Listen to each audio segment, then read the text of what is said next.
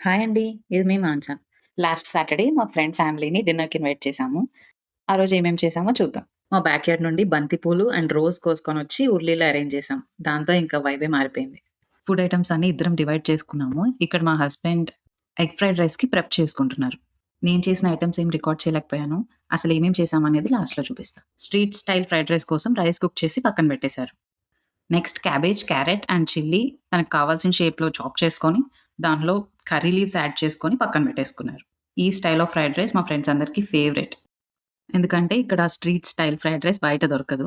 అందుకే ఈ డిష్ ఎప్పుడు చేసినా అందరికీ బాగా నచ్చుతది. మనం ఎప్పుడు మన బ్యాక్ యార్డ్ నుండి ఏదో ఒక ఐటెమ్ యాడ్ చేస్తాం గదా! ఈసారి స్ప్రింగ్ ఆనియన్ యాడ్ చేస్తున్నాం. Finally eggs, chopped veggies, rice and spring onion కలిపి ఫ్రైడ్ రైస్ చేసేశారు. నా ఫ్రెండ్ వాళ్ళ పేరెంట్స్ ఇండియా నుండొచ్చారు. ఆంటీ ఫస్ట్ టైమ్ ఇంటికొస్తున్నారు కదా అని మన బ్యాక్ యార్డ్‌లో ఉన్న తమలపాకులు యూజ్ చేసి తాంబూలం రెడీ చేసి పెట్టాం. ఫస్ట్ మినపగార చేద్దాం అనుకున్నాం. బట్ రెగ్యులర్‌గా ఉంటదని అలసంద వడలకి షిఫ్ట్ అయ్యాం. పిండి ముందే రెడీ చేసి పెట్టుకొని వేడిగా ఉంటాయని వాళ్ళొచ్చే ముందే వేశారు. ఇవి కూడా వాళ్ళకి బాగా నచ్చాయి. మీలో ఎంతమందికి మినపగారెల కంటే అలసంద వడలు ఇష్టమో కామెంట్ చేయండి. ఈ అలసంద వడలు అండ్ ఎగ్ ఫ్రైడ్ రైస్ మా హస్బెండ్ చేశారు. వాటిలోకి చట్నీస్ అండ్ చికెన్ తందూరి నేను చేశాను. అన్ని ఐటెమ్స్ అందరూ బాగా ఎంజాయ్ చేశారు. ఫైనల్లీ ఐటెమ్స్ అన్నీ చూసేయండి. వీటిలో మీ ఫేవరెట్ ఐటెమ్ ఏదో కామెంట్ చేయడం మర్చిపోకండి.